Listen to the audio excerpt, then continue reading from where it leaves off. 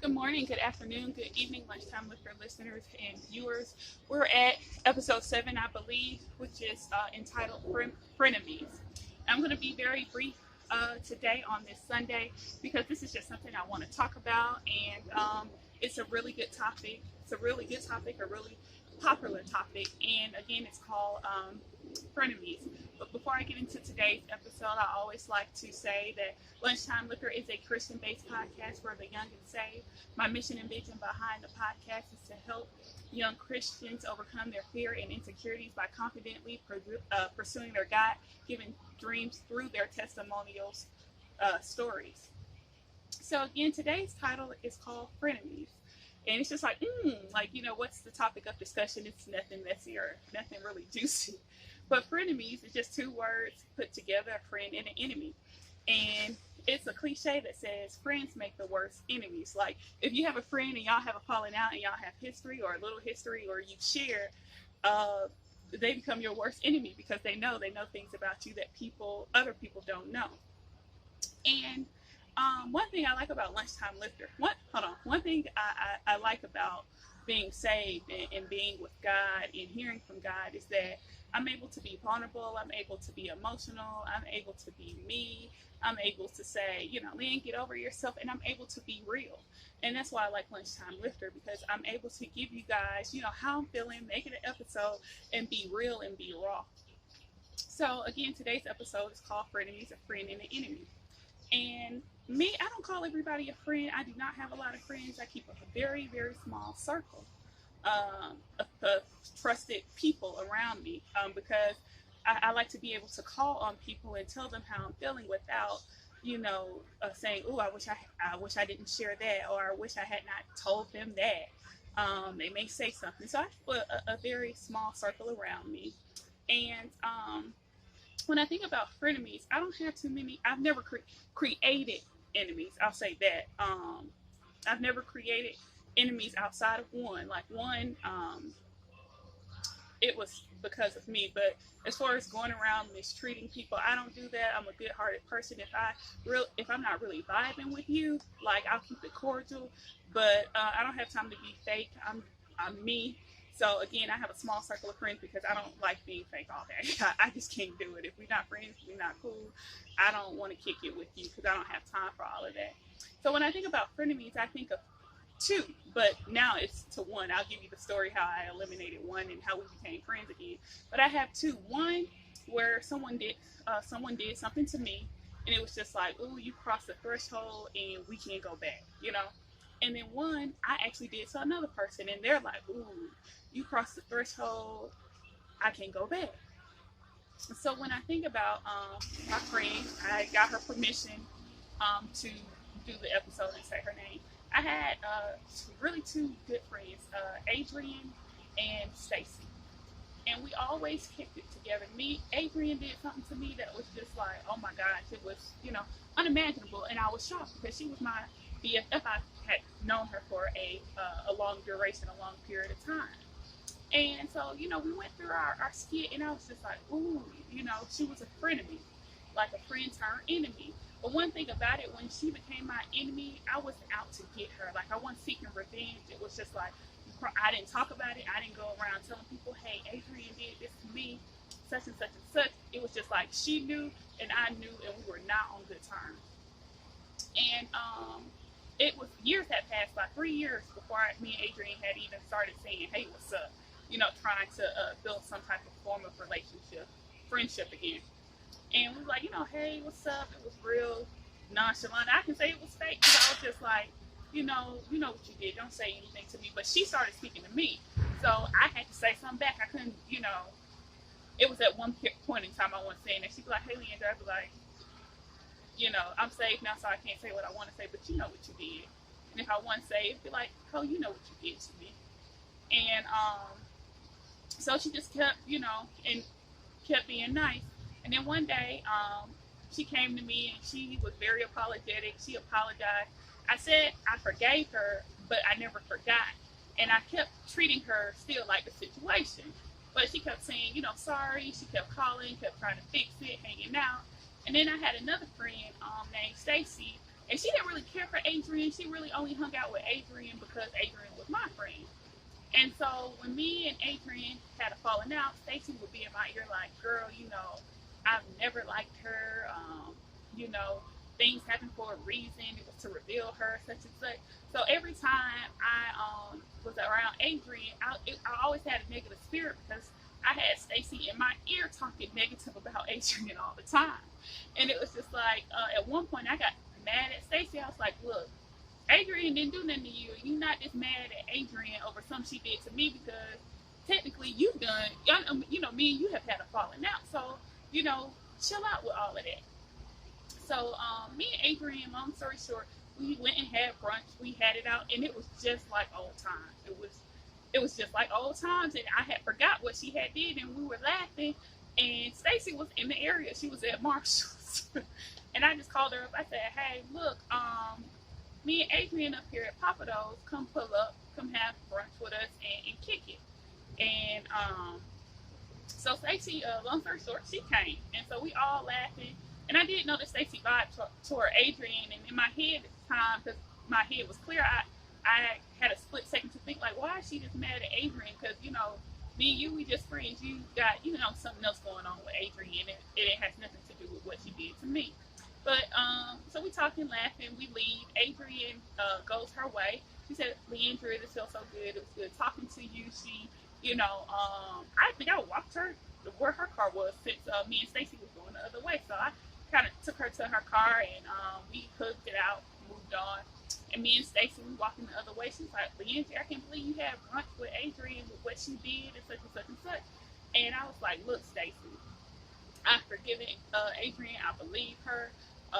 It was a moment. She's forgiving. She's, trying to earn my trust back. And, we cool. And don't say nothing else about Adrian because at this point, Stacy was making me mad because I knew it was more to her ill will towards Adrian.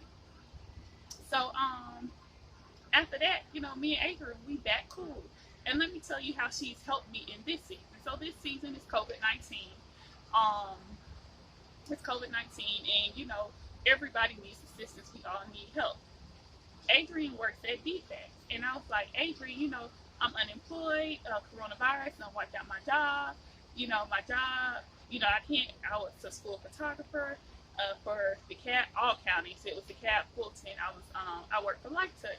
And I said, "I don't have any gigs, and then I can't do anything with L&R photography because we can only at that time we could only keep 10 people, do 10 and under."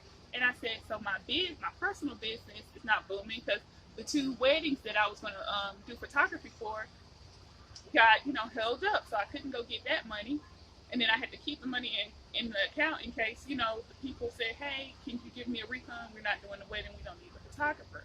So I kept the money in the bank. So I was like, "Oh, I'm really having a hard time." She's like, "Leandria, did you apply for your SNAP benefits?" I was like, "No, no." And so she's like, "Do your SNAP benefit application. Call me when you get it done, and I'm going to, get you some SNAP benefits or food stamps." And I said, "Ugh, good." So I went online. I did the food stamp application. I called Adrian up. I said, "Adrian, I did. I said, I'm just doing what you told me to do. I'm following up." And she got my food stamps approved. And then as I, acquired my food stamps, I was able to buy food, during this time. And then I was waiting on my unemployment to come through. And I didn't call her for that because I didn't even know she had the hookup with that. We was just merely having a conversation. She said, "How you doing?" I said, "Well, I'm eating well." I said, I'm eating good. I said, "But I want to know my unemployment to come through." She's like, "I thought you said your job filed for your unemployment." I said, "Yeah, but Georgia with the unemployment cases is on the rise. They haven't gotten around to me yet." She's like, "Let me call um, Miss Tina." And I said, "Oh, you know somebody at the Department of Labor?" And she was like, "Yeah, she knows somebody." And she said, "Just send an email." She gave me a specific email to send to. And I sent it to her, and now I'm on unemployment. So I say that to say this. Adrian did do something to me. Adrian did ask for my forgiveness. It took me a minute to forgive her. And eventually I did. And she has helped me out 10 times more since we've renewed the friendship. I mean, she helped me get my food stamps in during coronavirus. She sent me an email to help me get my unemployment. So she has been very beneficial to my life, although I thought the friendship was over. And so I say that to say this. we have to learn how to forgive, including myself, because hey, like I told you, I had not spoken to her in 3 years.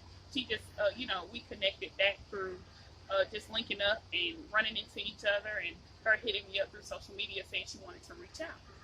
Now, that's one situation.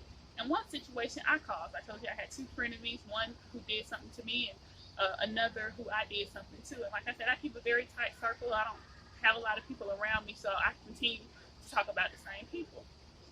And I had a really good friend that I met through somebody else. And we actually attended church together. She's a really cool person. She's a real spiritual person, and she's really safe. She's a good-hearted person, and she still is to this day. But I was again, it's hard to even talk about this because it's just like, oh wow, it's not even embarrassment or shame like that. It's just, oh wow, when you have good people, you want to keep good people around. So with this particular person I'm talking about, it's just like, oh wow, and that's my answer to our friendship. Oh wow, it's like, oh wow, okay. That's what I did, and this is where it's at. But she's a good person. Again, I met her through the church, and she is a hold 1 second. Thank you. Something's going on with my camera. And she's a Christian, and she's a good person. And I actually met her through somebody else who I had met at church. We had picked up a friendship through kickball and things like that. And so she invited me to her party. It was an awesome party, and I met a good group of Christian women. And I didn't know what they were going to mean to me down the line. I was just having a good time with them at the time, and a good time I had. And after that, we just, I just bonded with at least 3 out of the 4 of them. Sorry, guys. I'm dealing with my camera again because I'm doing self-recording today. It's COVID-19, so all of that is gone. But again, 3 out of the 4 of them I bonded.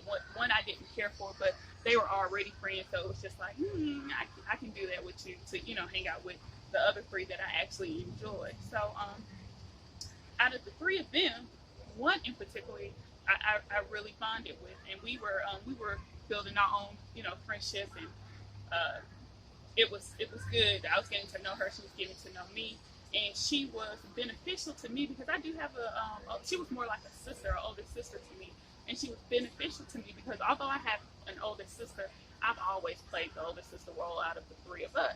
So it was good to have somebody to talk to about my issues, and she just listened. It wasn't like even a whole big conversation. She was like, oh, I understand, hey, this is where I was, and da-da-da-da-da-da. She just understood. She didn't want anything from me. Have you ever met people that are good people and they don't want nothing from you? Like, I ain't gotta give you no check, I ain't gotta give you no money, I ain't gotta be fake, I ain't gotta pretend that I was able to be myself around all 3 of them. But again, one more so than the other. So she was just cool, and I didn't have to be fake. I didn't have to perform.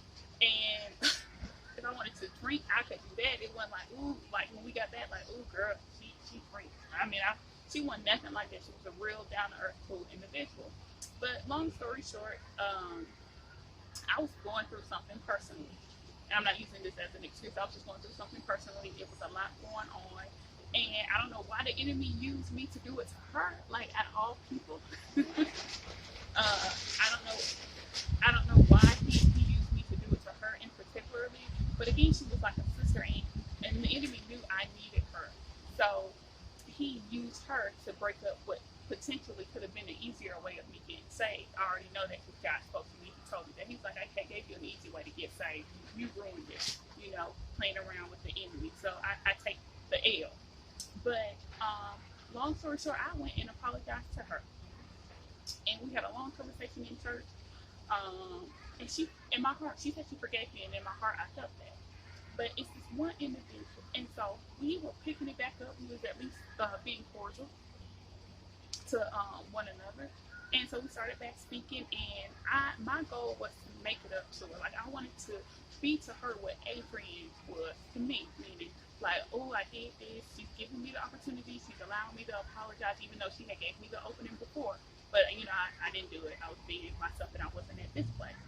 So we were on the right track, and then somehow, like, she went from befriending me again, like just being nice and cordial, to going back to the place where we were before I apologized. And I just started to watch just a situation. I didn't really know what was going on. But like I started to think about it months and months after. I said, you know, I believe out of the four of them, it was one in particular, the one that I didn't really care for, but I never said anything because they were friends first. I said, you know, I think she got somebody in her ear, just like I had in my ear, which was Stacy, talking negatively about me. And so every time she would see me in church, the person who was talking, you know, kept saying stuff, kept me on her mind in a negative way. So it wasn't able to be fixed. And I just said, you know, I started to get mad at the individual, you know, who I think it is. I don't know if this is my conspiracy.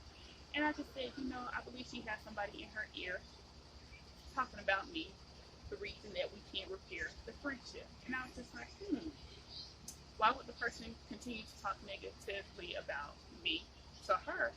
And I just said, oh, well, she doesn't, you know, want the friendship to flourish. So I say this to say that whether you were on the first story or the second story, if someone does something to you, allow them, if they choose to, because a lot of people, they are cold-hearted. They don't care. They don't care that their friends are enemy. If you hurt someone, you owe it to the person that you hurt to apologize. You have to do it, whether the friendship becomes what it was or if it doesn't become anything, because you did the action. So free yourself.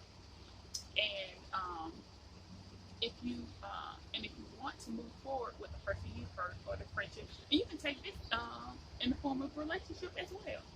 It's up to you to continue to push to fix what you messed up. So when you think about frenemies, if y'all could be friends again, and you're not the victim, you're the one who actually did it. You owe it to the other person to apologize, and however long it takes for you to fix that friendship back, that relationship back, and the relationship can turn into a friendship, because I've had a relationship turn into a friendship within these past 2 years.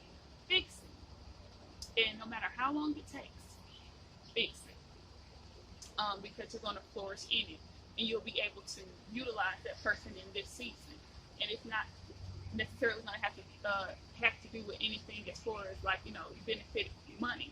It's going to benefit you spiritually. So get to working on things that need to be repaired during these times, and that is lunchtime lifter.